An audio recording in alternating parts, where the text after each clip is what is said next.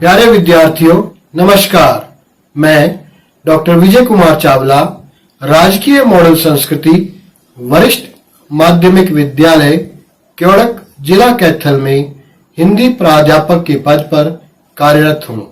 आज मैं आपके समक्ष अपनी एक प्रस्तुति लेकर उपस्थित हुआ हूँ। आओ विद्यार्थियों, आपको अपनी प्रस्तुति की ओर ले चलता हूँ। विद्यार्थियों, आज हम कक्षा 7वीं की हिंदी की पाठ्य पुस्तक वसंत भाग 2 में संकलित पाठ 2 दादी माँ, जो कि एक कहानी है और लेखक शिव प्रसाद सिंह द्वारा रचित है, का अध्ययन करेंगे। आप देख भी रहे हैं, दादी माँ का दृश्य और लेखक शिव प्रसाद सिंह का दृश्य आपके समक्ष रखा गया है, ताकि आपको यह ध्यान रहे कि आज जो हम कहानी पढ़ने जा रहे हैं उसका नाम है दादी माँ और लेखक का नाम है शिव प्रसाद सिंह। प्यारे बच्चों, मेरी इस प्रस्तुति के अंत तक आप समझ पाएंगे दादी माँ पाठ अर्थात कहानी का सार। पाठ में प्रयुक्त कठिन शब्दों के अर्थ, पाठ के गद्यांश की सप्रसंग व्याख्या किस प्रकार की जा सकती है, इसका आपके समक्ष एक उदाहरण मैं प्रस्तुत करूंगा, जिसे आप समझ पाएंगे कि इसी प्रकार यदि और गद्यांश आपको व्याख्या के लिए दिए जाते हैं तो उसकी व्याख्या आप किस प्रकार करोगे। इसके अतिरिक्त पाठ में आए व्याकरणिक बिंदुओं का उदाहरण सहित वर्णन आप समझ पाएंगे, अर्थात जो दक्षताएं व्याकरण की आपको आनी चाहिए, आपको उन दक्षताओं में पारंगत होना चाहिए, उनका भी आप ज्ञान प्राप्त कर पाएंगे। और अंततः दादी माँ पाठ अर्थात कहानी का मूल भाव या उद्देश्य भी आप समझ पाएंगे। विद्यार्थियों, सबसे पहले मैं आपके समक्ष दादी माँ कहानी का सार प्रस्तुत कर रहा हूं। इसे ध्यान से सुने तथा समझें, ताकि प्रश्नों के उत्तर आप आसानी से दे सकें। प्रस्तुत कहानी लेखक शिव प्रसाद सिंह द्वारा रचित है। इस कहानी में लेखक ने अपनी दादी माँ के जीवन की प्रमुख विशेषताओं पर प्रकाश डाला है। उनकी दादी माँ अपने परिवार की मुखिया थीं। वह पूरे गांव के सुख दुख में साथ देती थी। दादी की छत्र छाया में सभी निर्भय हो जाते थे। यहाँ विद्यार्थियों, सुख दुख, सुख और दुख द्वंद्व समास आया है। आगे देखिए, लेखक थोड़ी सी कठिनाई में घबरा उठता था। लेखक के मित्र उसके सामने उसकी प्रशंसा करते थे, किंतु पीठ पीछे उसका मजाक उड़ाते थे। ऐसे अवसर पर उन्हें दादी माँ की बहुत याद आती थी। लेखक बताता है कि वर्षा काल में वर्षा के पानी के साथ कई प्रकार की घास बहकर आ जाती थी। धूप पड़ने पर वह घास सड़ने लगती थी। उस समय उसमें से अलग ही तरह की गंध आती थी, किंतु कुंवार के महीने तक पानी कुछ निथर जाता था।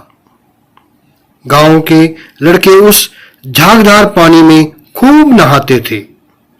लेखक उस वर्ष बीमार पड़ जाने के कारण 2 बार ही झागदार पानी में नहा सका था। उस बार उन्हें ऐसा बुखार आया था कि जाने का नाम ही नहीं ले रहा था। दादी माँ बुखार उतारने के कई टोटके करती। दादी माँ ने लेखक की बहुत देखभाल की थी, अर्थात जब उन्हें बुखार हुआ तो उनकी सेवा और उनकी देखभाल करने वाला जो व्यक्ति था, अर्थात जिसने उनकी देखभाल की, वह थी दादी माँ। वह हर प्रकार की बीमारी के लिए देसी नुस्खे जानती थी। दादी माँ को घर में पड़ी गंदगी बिल्कुल सहन नहीं होती थी। बीमार आदमी की चादर और गिलाफ हर रोज बदले जाते थे। तो विद्यार्थियों, लेखक जब बीमार पड़ा तो उसकी देखभाल किसने की? दादी माँ ने। इसे अच्छी तरह समझ लें ताकि प्रश्नोत्तर में आप इनके उत्तर सही दे सकें। आगे देखिए, किंतु लेखक जब बीमार पड़ता है तो उसका डॉक्टरी इलाज होता है। लेखक लिखता है कि उनके बड़े भाई किशन की शादी के समय तो दादी का उत्साह देखते ही बनता था। अब आपके समक्ष उनके बड़े भाई का नाम आया है किशन। उनके विवाह के समय जो है दादी का उत्साह देखते ही बनता था। यदि कोई बुलाने आता तो वे कह देती कि काम काज का घर है, उनके बिना कुछ भी काम ठीक से नहीं हो पाता। प्यारे बच्चों, अब आपके समक्ष दादी के जो चरित्र के अर्थात उनके व्यक्तित्व की विशेषताएं प्रस्तुत की जा रही हैं। ध्यान से सुने। दादी ऊपर से जितनी कठोर थी, हृदय से उतनी ही उदार थीं। दादी रामी की चाची को एक रोज इसलिए डांट रही थी कि उसने पहले उधार लिए हुए पैसे नहीं दिए थे, बल्कि और पैसे मांगने चली आई थी। किंतु लेखक को पता चलता है कि कुछ दिन पहले दादी माँ ने उसका पहला कर्ज माफ कर दिया और उसकी लड़की के विवाह के लिए 10 रुपए भी दे आई थी। तो विद्यार्थियों, आप देख सकते हैं कि दादी माँ जितनी कठोर थी, ऊपर से हृदय से उतनी ही वे उदार थी, कोमल थी, लोगों का भला करने वाली थी। तो हमें भी समाज में रहते हुए लोगों का भला करना चाहिए। यह इस कहानी का उद्देश्य है जो लेखक शिव प्रसाद सिंह ने पाठकों तक पहुंचाना चाहा है। आगे देखें। किशन की शादी के समय कई दिनों तक गीत गाए गए थे। विवाह वाली रात को बारात जाने के बाद अभिनय किया गया था। लेखक बुखार आने के कारण अर्थात बुखार से पीड़ित होने के कारण और लेखक के मामा का बेटा देर से पहुंचने पर बारात में नहीं जा सका था। दादी माँ ने उन दोनों को वहां सुला दिया था। औरतों ने जब ऐतराज किया तो दादी माँ ने कहा कि ये दोनों छोटे लड़के हैं और छोटे लड़कों और ब्रह्मा में कोई अंतर नहीं होता। दादी माँ ने जीवन में बहुत उतार चढ़ाव देखे थे। उतार और चढ़ाव, यहाँ भी द्वंद्व समास का प्रयोग हुआ है। वह यह भी जानती थी कि जीवन का चक्र जाने कब उलट जाए अर्थात कब पलट जाए। वह दादाजी की मृत्यु के बाद निराश रहने लगी। यह प्रकृति का नियम है। जब किसी का देहांत हो जाता है तो घर का सदस्य निराश रहने लगता है। उसे लगता था कि यह संसार केवल एक धोखा है। दादाजी की मृत्यु के पश्चात घर की आर्थिक दशा बिगड़ गई थी। लेखक के पिता ने दादाजी के श्राद्ध में खूब खर्च किया और वह भी उधार रुपए लेकर। दादी माँ अपने कमरे में से एक कंगन लेकर आई और पिताजी को दिखाते हुए कहा कि तेरे दादाजी ने यह कंगन ऐसे ही समय के लिए बनवाया था। दादी माँ पूजा पाठ अर्थात पूजा और पाठ या अन्य शब्दों में पाठ पूजा, पाठ और पूजा, यहाँ भी द्वंद्व समास का प्रयोग हुआ है, में भी बहुत विश्वास रखती थी। इसलिए एक दिन शाम को गीली धोती पहनकर एक संदूक पर दीपक जलाकर उनके सामने बैठी थी। आप देख भी रहे हैं दृश्य में कि किस प्रकार दादी माँ एक संदूक पर दीपक जलाकर उसके सामने बैठी हुई हैं। लेखक भी चुपके से उनके पास बैठ जाता था। उन्होंने देखा कि दादी की आंखों में आंसू थे। लेखक ने दादी माँ को रोता हुआ पहली बार देखा। पूछने पर बात टाल गई। लेखक घर से बाहर था। किशन भैया का पत्र मिला जिसमें लिखा था कि दादी माँ नहीं रही। लेखक को इस समाचार पर विश्वास नहीं हो रहा था।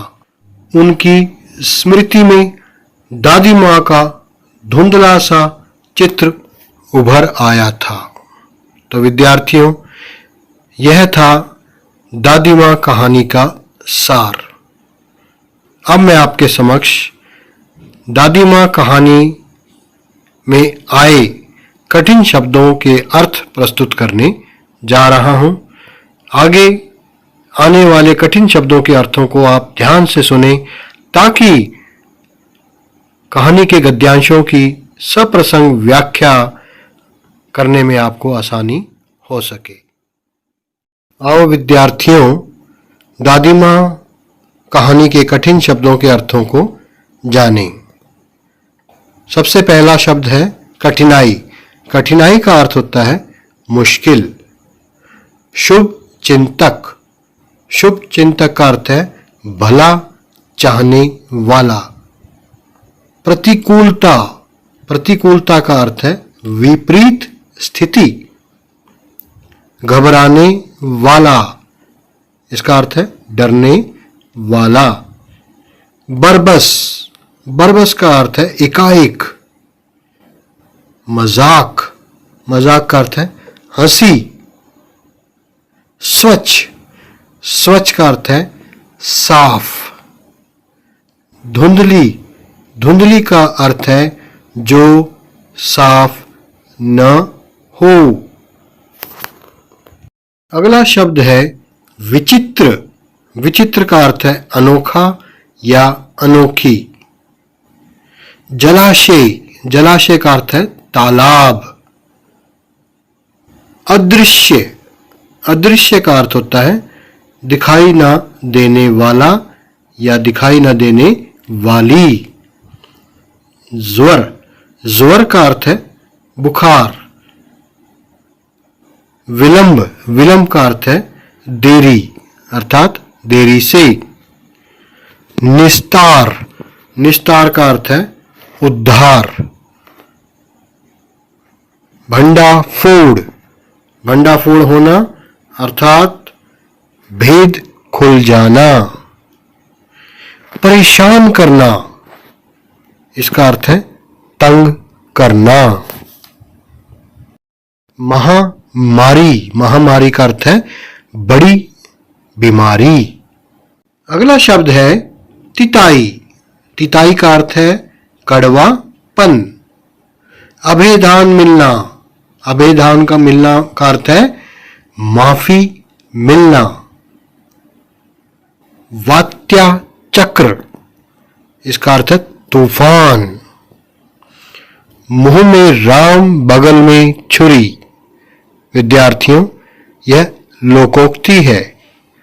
लोक में प्रचलित उक्ति है जिसका अर्थ है ऊपर से दोस्ती का व्यवहार और मन में शत्रुता का भाव रखना।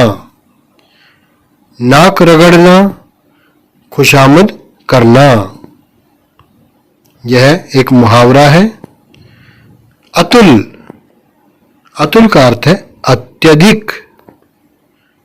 शाप भ्रष्ट, इसका अर्थ है शाप से प्रभावित। तो विद्यार्थियों, ये थे दादी माँ कहानी में आए कुछ एक प्रमुख कठिन शब्दों के अर्थ। अब हम गद्यांश की सप्रसंग व्याख्या किस प्रकार की जाती है उसका एक उदाहरण देखेंगे। मैं आपके समक्ष पूरी कहानी के गद्यांशों की सप्रसंग व्याख्या प्रस्तुत करने में असमर्थ हूँ समयावधि के कारण, परंतु कहानी का एक गद्यांश उदाहरण स्वरूप आपके समक्ष रख रहा हूँ। इसे ध्यान से सुने तथा समझें ताकि अन्य गद्यांश यदि कोई आ जाता है तो उसकी व्याख्या और विशेष किस प्रकार लिखना है, प्रसंग किस प्रकार लिखना है, वह इस उदाहरण के माध्यम से आप समझ पाएंगे। तो मैं आपके समक्ष गद्यांश पढ़कर सुना रहा हूँ, ध्यान से सुने। कमजोरी ही है अपनी, पर सच तो यह है कि जरा सी कठिनाई पड़ते बीसों गर्मी, बरसात और वसंत देखने के बाद भी मेरा मन सदा नहीं तो प्रायः अनमना सा हो जाता है। मेरे शुभचिंतक मित्र मुंह पर मुझे प्रसन्न करने के लिए आने वाली छुट्टियों की सूचना देते हैं और पीठ पीछे मुझे कमजोर और जरा सी प्रतिकूलता से घबराने वाला कहकर मेरा मजाक उड़ाते हैं। तो यह संदर्भ लेखक ने अपने लिए कहा है। आओ इसका प्रसंग, इसकी व्याख्या तथा इसका विशेष किस प्रकार लिखा जाएगा मैं आपको आगे समझाने जा रहा हूं। प्रसंग। प्रस्तुत गद्यांश हिंदी की पाठ्य पुस्तक वसंत भाग 2 में संकलित पाठ 2 दादी मां नामक कहानी से लिया गया है। इसके रचयिता श्री शिव प्रसाद सिंह जी हैं। इस पाठ में लेखक ने अपने जीवन की कमी के बारे में बताया है। वे यहाँ कहना चाहते हैं कि आगे हम व्याख्या में इसके बारे में देखेंगे।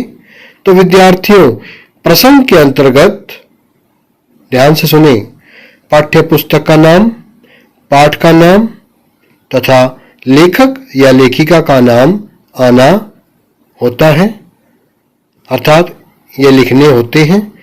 इसके साथ ही उस गद्यांश में लेखक या लेखिका मूल रूप से क्या कहना चाहता है या चाहती है वह भी लिखना होता है। व्याख्या। लेखक बताता है कि यह मेरी कमजोरी ही है कि जीवन में थोड़ी सी भी कठिनाई आने पर मेरा मन उदास हो जाता है, जबकि मैंने जीवन में बीसों गर्मी, सर्दी, वर्षा और वसंत देखे हैं, अर्थात जीवन का अनुभव प्राप्त किया है। जब मैं उदास होता हूं तो मेरा भला चाहने वाले मेरे मित्र मुझे खुश करने के लिए आने वाली छुट्टियों की सूचना देते हैं, किंतु वे लोग मेरी पीठ पीछे मुझे कमजोर और थोड़ी सी कठिनाई आने पर घबराने वाला कहकर मेरा मजाक उड़ाते हैं। कहने का भाव है कि लेखक के मित्र उसकी कमजोरी के कारण उसकी हंसी उड़ाते हैं। तो विद्यार्थियों, यह था गद्यांश का सरलार्थ या गद्यांश की व्याख्या। आओ अब हम देखते हैं कि इस गद्यांश के माध्यम से लेखक गद्यांश के कौन से विशेष पक्षों की ओर अपना ध्यान आकृष्ट करना चाहते हैं। विशेष। प्रस्तुत गद्यांश में लेखक ने अपने जीवन की कमी का उल्लेख किया है। दूसरा पॉइंट है आपके समक्ष, लेखक ने अपने मित्रों के व्यवहार का भी वर्णन प्रस्तुत किया है कि किस प्रकार वे उसका मजाक उड़ाते हैं। भाषा सरल, सहज तथा प्रसंगानुकूल है, अर्थात प्रसंग के अनुकूल है। विराम चिन्हों का सटीक प्रयोग हुआ है, कहीं अल्प विराम लगा है, कहीं पूर्ण विराम लगा है। कारक चिन्हों का सटीक प्रयोग हुआ है, जैसे पर, सी, की तथा के लिए विभक्ति चिन्हों का अर्थात कारकों का प्रयोग देखते ही बनता है। अधिकरण कारक का, संबंध कारक का, संप्रदान कारक का, संबंध कारक का प्रयोग यहाँ हुआ है। विद्यार्थियों, मैंने आपके समक्ष सर्वप्रथम कहानी का सार रखा, उसके उपरांत कहानी में आए कठिन शब्दों के अर्थों को प्रस्तुत किया और उसके उपरांत गद्यांश की सप्रसंग व्याख्या विशेष सहित किस प्रकार की जाती है इसका भी एक उदाहरण आपके समक्ष रखा। अब कहानी में आए विभिन्न व्याकरणिक बिंदुओं को मैं आपके समक्ष रखने जा रहा हूं। लोकोक्ति पहला व्याकरणिक बिंदु है। लोकोक्ति, लोकोक्ति शब्द लोक जमा उक्ति शब्दों के से मिलकर जो है बना है, उनके मेल से बना है, जिसका अर्थ है लोक में प्रचलित उक्ति या कथन। इसे कहावत भी कहा जाता है। इसका प्रयोग कथन की स्पष्टता बढ़ाने के लिए किया जाता है, जैसे दूध का दूध, पानी का पानी होना, चोर की दाढ़ी में तिनका होना। इसके अतिरिक्त मुंह में राम, बगल में छुरी तथा थोथा चना, बाजे घना, ये सभी उदाहरण लोकोक्तियों के उदाहरण हैं। और इस पाठ में लेखक शिव प्रसाद सिंह ने जिस लोकोक्ति का सफलतापूर्वक प्रयोग किया है वह है मुंह में राम, बगल में छुरी। दूसरा व्याकरणिक बिंदु है आपके समक्ष द्वंद्व समास। वह समास जिसके दोनों पद प्रधान हो तथा विग्रह करने पर जो विग्रह करते समय और, अथवा, या, एवं आदि योजक का प्रयोग हो उसे द्वंद्व समास कहते हैं। जैसे पूजा पाठ, पूजा और पाठ, हाथ पैर, हाथ और पैर। इसी प्रकार विद्यार्थियों, माता पिता, माता और पिता, सुख दुख, सुख और दुख, ऊंच नीच, ऊंच और नीच, ये सभी द्वंद्व समास के उदाहरण हैं। तीसरा व्याकरणिक बिंदु है पुनरुक्त शब्द। ध्यान से सुने। जब कोई एक शब्द एक ही साथ दो बार प्रयुक्त होता है या प्रयोग में लाया जाता है तब उसे पुनरुक्त शब्द कहते हैं। जैसे घर घर, छोटी छोटी, बार बार, कैसी कैसी, कण कण आदि। जब एक शब्द दो बार आता है तो उसे व्याकरणिक दृष्टि से पुनरुक्त शब्द कहते हैं। इसके कारण कथन में रोचकता आती है, सुंदरता आती है, रमणीयता आती है। अब आपके समक्ष दादी माँ कहानी का मूल भाव या उद्देश्य मैं रखने जा रहा हूं। इन्हें ध्यान से सुनें। इस कहानी में लेखक शिव प्रसाद सिंह जी ने अपनी दादी माँ के गुणों का उल्लेख किया है। आपने कहानी के सार में सुना भी है और समझा भी है। लेखक ने हमें दादी के समान अच्छे काम करने की प्रेरणा दी है। वे हमें यह प्रेरणा दी है कि जिस प्रकार दादी ने अपने जीवन में अच्छे काम किए हैं उसी प्रकार हमें भी उनसे सीख लेते हुए समाज में अच्छे काम करने चाहिए। लेखक ने मुसीबत के समय गरीबों की सहायता करने की भी प्रेरणा दी है, जिस प्रकार दादी जी सहायता करती थीं। लेखक ने कहानी के माध्यम से बताया है कि हमें मुसीबत के समय या कठिनाई के समय घबराना नहीं चाहिए, और अंततः लेखक ने बताया है कि हमें दिखावा करने वालों से सदैव दूर रहना चाहिए। प्यारे विद्यार्थियों, इस प्रस्तुति को देखने के उपरांत मेरे अनुसार आपने समझा होगा दादी माँ पाठ का सार, पाठ में प्रयुक्त कठिन शब्दों के अर्थ, पाठ के गद्यांश की सप्रसंग व्याख्या किस प्रकार की जाती है इसका आपको ज्ञान हो गया होगा।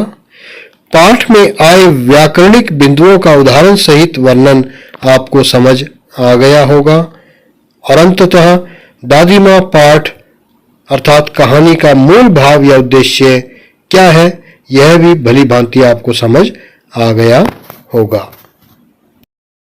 विद्यार्थियों, यह थी मेरी आज की प्रस्तुति। मुझे आशा ही नहीं पूर्ण विश्वास है कि आपको मेरी ये प्रस्तुति अच्छी लगी होगी और समझ भी आ गई होगी। तो अब विद्यार्थियों, आपके स्वयं के आकलन के लिए मैं कुछ प्रश्न लेकर उपस्थित हुआ हूँ। अपनी कॉपी पेंसिल निकाल लें और प्रश्नों के उत्तर साथ साथ लिखते रहें। जब मैं इनके उत्तर आपको बताऊं तो उनका आप मिलान करते रहें। पहला प्रश्न है आपके समक्ष, लेखक ने किसकी याद को धुंधली छाया बताया है? ऑप्शन है पिताजी की, भाई की, माता की, दादी माँ की। किसकी याद को? क्या है इसका उत्तर? इसका उत्तर है दादी माँ की। दूसरा प्रश्न है आपके समक्ष, दादी माँ बुखार होने का अनुमान कैसे करती थी? थर्मामीटर से, दूसरों से पूछकर, शरीर छूकर, या बीमार की आवाज से? सोच समझकर अपना उत्तर लिखिए। हाँ, तो विद्यार्थियों क्या है इसका उत्तर? इसका उत्तर है शरीर छूकर। तीसरा प्रश्न, दादी माँ कहानी का लेखक कौन है? ये तो आपको पता ही होगा। ऑप्शन है शिवमंगल सिंह सुमन, शिव प्रसाद सिंह, नागार्जुन या प्रेमचंद। सोच समझकर उत्तर लिखिए। उम्मीद है आपने उत्तर लिख लिया होगा। तो इसका उत्तर है शिव प्रसाद सिंह। अगला प्रश्न है आपके समक्ष, मुंह में राम बगल में छुरी लोकोक्ति का क्या अर्थ है? ऑप्शन है मुंह में चाकू का होना, ऊपर से दोस्ती का व्यवहार और मन में शत्रुता का भाव रखना, राम नाम जपना, कत्ल करना। मुझे पूर्ण विश्वास है कि इसका उत्तर आपको आता होगा, क्योंकि मैंने पाठ के सार में कठिन शब्दों के अर्थ में इसे समझाया भी था। आपने उत्तर लिख लिया होगा, तो मिलान कीजिए। इसका उत्तर है ऊपर से दोस्ती का व्यवहार और मन में शत्रुता का भाव रखना। अगला प्रश्न ध्यान से सुने, लेखक के बड़े भाई का क्या नाम था? ऑप्शन है किशन, राम, रमेश या पुरुषोत्तम। सोच समझकर उत्तर लिखिए। क्या था? उनके बड़े भाई का नाम क्या था? उनके बड़े भाई का नाम किशन था। अगला बहुविकल्पी प्रश्न आपके समक्ष, लेखक किशन की बारात में क्यों नहीं गया था? परीक्षा के कारण, जानबूझकर बीमारी के कारण, इनमें से कोई नहीं। तो क्या है इसका उत्तर? इसका उत्तर है बीमारी के कारण। प्यारे विद्यार्थियों, आज की प्रस्तुति का अंतिम प्रश्न आपके समक्ष। दादी माँ कहानी का मुख्य पात्र कौन है? ऑप्शन है किशन, रामी, दादी या लेखक स्वयं। सोच समझकर उत्तर दें। इस कहानी का मुख्य पात्र अर्थात दादी माँ कहानी का मुख्य पात्र कौन सा है? तो इसका उत्तर है दादी। प्यारे विद्यार्थियों, यह थी मेरी आज की प्रस्तुति। आपने मेरी इस प्रस्तुति को बड़े ध्यान से सुना तथा समझा। मैं अंत में आपका दिल से आभार प्रकट करता हूँ और धन्यवाद करता हूँ।